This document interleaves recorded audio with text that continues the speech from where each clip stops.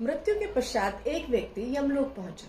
यम भगवान ने कहा कि आपके पुण्य और पाप दोनों इस तरह से हैं कि आप स्वर्ग या नर्क किसी में भी जा सकते हैं और चुनाव आपके हाथों होगा। अब उस व्यक्ति ने कहा कि भाई मैं तो स्वर्ग और नर्क देखे नहीं, तो मुझे नहीं पता कि दोनों में भिन्नता क्या है, आप कृपया बताएं कि क्या अंतर है। उन्होंने कहा कोई अंतर नहीं है, स्वर्ग और नर्क में दोनों में बराबर बराबर सुविधाएं हैं, न किसी में कम है न किसी में ज्यादा है। बंदे ने कहा नहीं, ऐसा कैसे हो सकता है? अगर ऐसा होता तो लोग स्वर्ग जाने का प्रयास क्यों करते और नरक से भागते क्यों? तो मैं स्वयं देखना चाहूंगा कि स्वर्ग कैसा होता है और नर्क कैसा होता है। यमदेव ने कहा ठीक है, चलो ले चलते। अब वो उन्हें नर्क ले गए, तो नर्क के द्वार पे एंट्री करने से पहले ही उन्होंने उनके हाथों में फट्टियां बांध दी यहाँ तक सीधे, और उनके हाथ ऐसे स्ट्रेट हो गए। पर मैंने सोचा ठीक है, कोई बात नहीं, होता होगा। अब जब वो अंदर गए तो बहुत खूबसूरत महल, बहुत खूबसूरत मार्ग, सुंदर हवा चल रही है, नृत्य कर रही है, बहुत ही खूबसूरत दृश्य था। तो नर्क तो बहुत खूबसूरत था। अब मगर एक चीज थी कि वहां लोग बड़े दुखी थे, सबका मुंह उदास था, कोई खुश नहीं था, कुछ बीमार पड़े हुए थे, कुछ रो रहे थे। तो बड़ा अजीब लगा कि इतनी खूबसूरत जगह पे कोई इतना उदास कैसे हो सकता। तभी भोजन का समय हो गया, भोजन परोसा गया।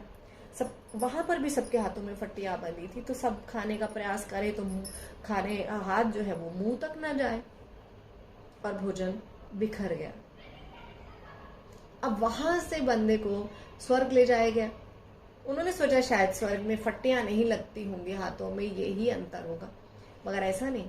वहां पर भी उनके हाथों में उसी तरह से फट्टियां बंधी हुई थी। अंदर गए तो लोगों के हाथों में भी वैसे ही स्थिति थी।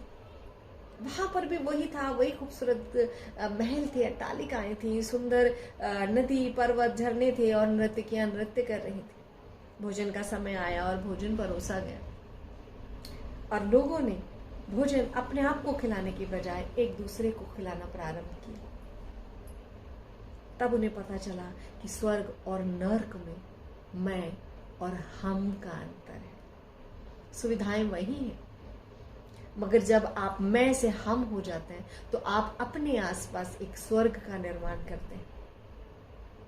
पुराने संयुक्त परिवार कितने खुशहाल हुआ करते थे। त्योहारों के समय में बहू बेटियां ससुराल से सब परिवार घर आया करती थी, रौनक लगती थी, गाजे बाजे होते थे, ढोल बजाए जाते थे, मिलकर सब मेले जाते थे, मंदिर जाते थे। बच्चों में अलग उत्साह था एक दूसरे से मिलकर। बुजुर्ग खिले रहते थे। संयुक्त परिवारों में बच्चों को संस्कार और बुजुर्गों को आहार कभी कम हुआ ही नहीं।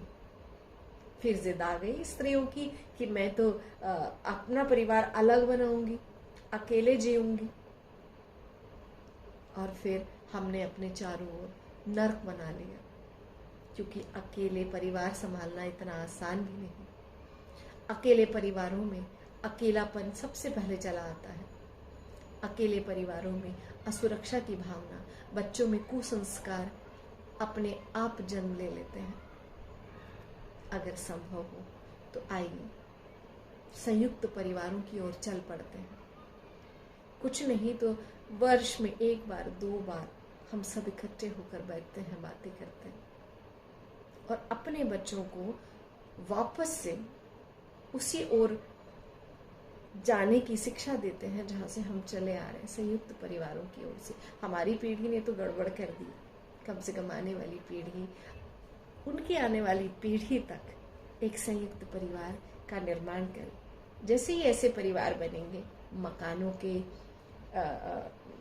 दाम और लोगों का अकेलापन स्वतः समाप्त हो जाएगा।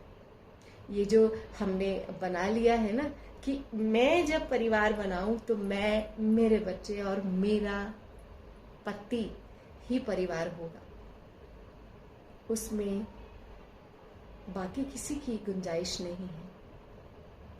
मगर जब मेरा बेटा परिवार बनाएगा तो मैं वहां प्रधान रहूंगी, ये संभव ही नहीं। क्योंकि जो संस्कार आपने उसे अपने कर्मों की वजह से सिखा दिए हैं, वो संस्कार तो उसके मन मस्तिष्क में बैठ चुके हैं।